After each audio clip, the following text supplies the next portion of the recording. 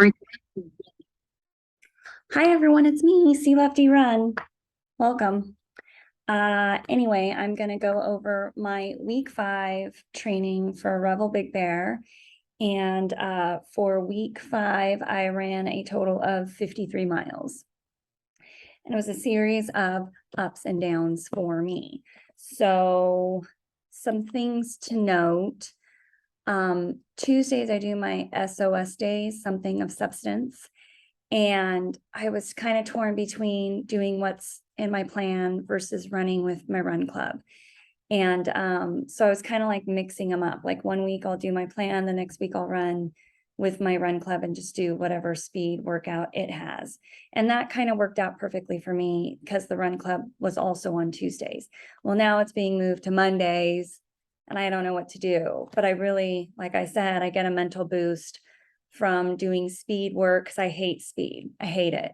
I would rather do a 20-mile like easy run than a 10-mile speed workout. So anyway, I might be switching my SOS day to Monday so that I can still run with my runner's high group. I don't know, but I'm like, is that going to affect my plan? But part of me is like, oh, it may, but if, it gives you a mental boost to do it with other people, might be worth it. And I would never know if it would affect my plan or not unless I try. So I think I am going to move Monday SOS. I'm going to do some miles and, whatever miles beforehand. And then I'll do their speed work as long as I get like 11 miles in. So still playing with that. Not sure how I'm going to handle it. And then I don't know if running long on Saturday, 6 easy Sunday, then doing the SOS workout after work on Mondays, if there's enough rest in between the long run and the hard Tuesday run. Those are all things I'm thinking about now. So anyway, I think I said I ran 53 miles for week 5. And Sunday, I did my easy treadmill 6 miles with Tommy Rivs, the Boston series. I ran the second workout and it's just, I set the treadmill to between 6 and 6.5, and I just kind of, do whatever he's doing and just run Boston with him. So I get a preview of the course, which by the way, Boston update, I'm in because they're taking everybody who qualified. So yay, I get to go to Boston in 2023. I'm super excited about that. So that's great news. That's like what I've worked so hard for, right? So I'm kind of in a place where I can experiment with my training. I do feel that miles are king, like get the miles in. If you get speed in, that's great too. But I think miles trumps speed. So that's why I'm kind of experimenting with doing speed work with the run club versus doing what my plan calls for. And I really don't have anything to lose. If I run Big Bear and I don't PR, oh, well, I don't PR, but at least I'm keeping my training up. So we're going to see how it all works out. It's a mystery. I'll let you know. Monday, I did 6 with my friend Stephanie at a 9:37 pace. Easy. My heart rate was 135. And I'm noticing that my heart rate is like kind of lower. That's a good thing. I feel like my training's not going well, but when I look over my week, I'm like, it's not so bad. What are you talking about, girl? It's fine. I don't know. We'll see. Tuesday, it's hot again in Southern California. The heat, we're in another heat wave. At least it didn't come with humidity. It's just heat. But it's still miserable all around. So Tuesday, I do my speed after work, as you know, and it was like 85 degrees when I got home from work. And my personal cutoff before I take it to the treadmill is 82. So it was 85 degrees. So I was like, shoot, do I do these mile repeats on the treadmill or do I do them in the park? And I hemmed and hawed about it. And the thing is, my room with my treadmill was hot because we don't leave the air on during the day because electricity prices are also astronomical in the state of California. So I was like, I'm just going to go through the park and just do what I can. And I looked at like adjusted paces and it was, I was supposed to do the speed work at 8:03, like 7:53 to 8:03, marathon pace minus 10 seconds. Those were supposed to be my mile repeats. When I adjusted for heat, because there's a calculator in my training program that allows you to do that, it adjusted the paces to like 8:40 to 9:10 or something, where I had so much wiggle room. Do you think I made the change in my final search account? No, because I have to get on the computer and do that. It takes time. I was like, I just want to get it over with and get it started. I'll do the mental math in my head when I'm out there. Bad idea. So I get out there. The first mile was 7:50. The second mile is 7:47, and it is hot. And there's like a wind, because it's a circular 2-mile path. And you get to certain parts when you're running in a circle where you're running against the wind. Here's where it starts to slow. 8:01, 8 minutes, 8:11. I don't know what happened on the 8:11, and then 7:52. And I would love to tell you like, oh, but did I, and then I had a 1/4 mile easy in between each one. Did I stop for water on those 1/4 mile easy ones? You betcha. Did I use the bathroom once? I did. It was miserable and I hated every minute of it. That's my thing with the speed. I'm like, it's just not fun, and I think the weather has a lot to do with it right now. So in my mind, I'm like, I'm just going to do what makes me happy. And if doing the speed work with my run club makes me happy, even though it's not exactly what's on my calendar, then that's what I'm going to do. So I think running happy is more important than just running. And I think if your mind is in the game and you're inspired and excited, that helps your race. Because I've had really bad training blocks before where I cursed every run.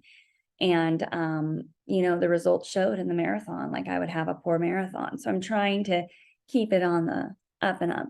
So when I look at it in hindsight, I'm like, it wasn't terrible, but I just knew like you stopped for water, you went to the bathroom. So you didn't execute the workout as it was supposed to be executed, which is you're not supposed to stop. You're just supposed to run every repeat, do the 1/4 mile easy. And, so didn't execute it perfectly in my mind.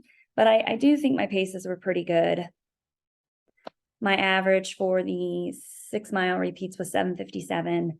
Average for the 11 miles, I ended up doing 11 miles, was 8:47. Oh, and they were filming in the park too.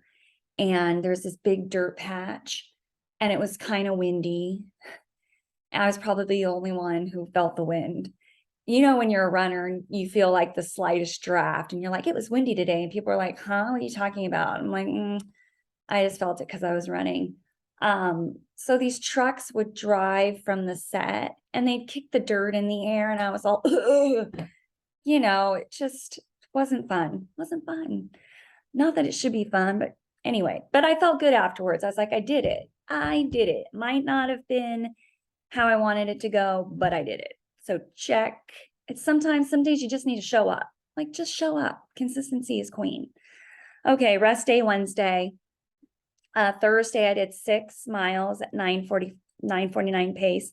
I always meet my friend in the morning and I show up at 5:30 because I do about over a mile before I meet her. And I get there at 5:30 and I'm like, I don't see her. 5:33, 5:35, 5:38. I'm texting her, hey, you coming? No response. So I was like, maybe she slept through alarms. So then I just carried on to my own, because I had to go to work. And I finished my 6 miles. I just ran around my neighborhood because I was like, do I even go to the park when it's this dark outside? I don't know. Anyway, so I ran loops around my neighborhood, did the 6 miles. And yes, she forgot to set her alarm. She overslept. We're human. I was like, good for you. You needed sleep. No big deal. It got me out of bed and I did my run. So Friday, I ran 8 miles. I ran 2.5 miles by myself before I met my friend. And then we carried on and that was a 9:41 pace. My heart rate was 134. The day before with my 6 miles at 9:49, my heart rate was a 133. And then Saturday, I did a 16-mile long run. When I left a little bit before 7 a.m., it was 68 degrees. Again, we're hitting another heat wave, so I knew it was going to get hot. And it was my long run pace. So it was supposed to be 9:08 to 8:14. And my slowest mile was my first mile, and that was a 9:46. My fastest mile was an 8:38.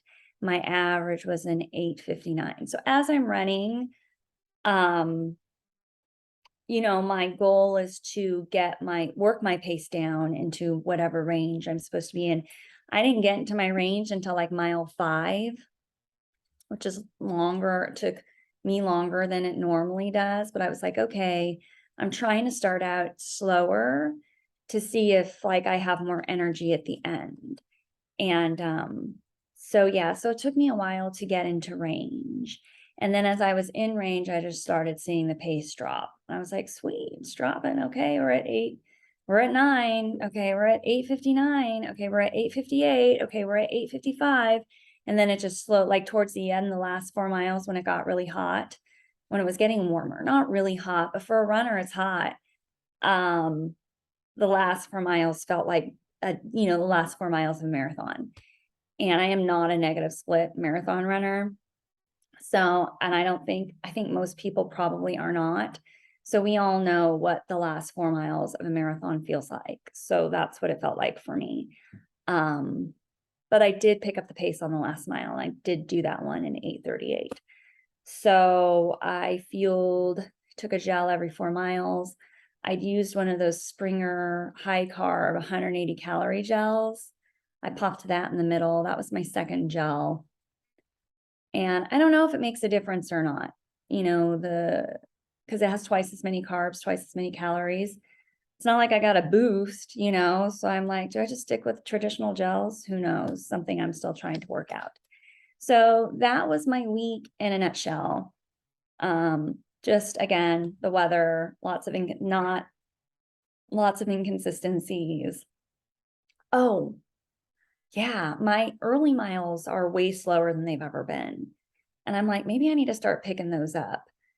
Because in my mind, I'm always like, I have this thing in my head where like, don't start too fast, don't start too fast, don't start too fast. Now I feel like I'm starting too slow. So I'm like, I'm looking at my first mile, and I'm like, what? It's 10:12 or whatever it is. Like, girl, you got to get out of this whole pick it up a little bit in the first mile. I'm going to try picking it up more in the first mile and see how that affects everything. So, it just takes a while for my legs to wake up. Like I'm noticing like, oh gosh, it takes at least 2 miles for my body to warm up. Anyway, that was a long drawn out week recap. Thank you for listening, and I will see you for week 6.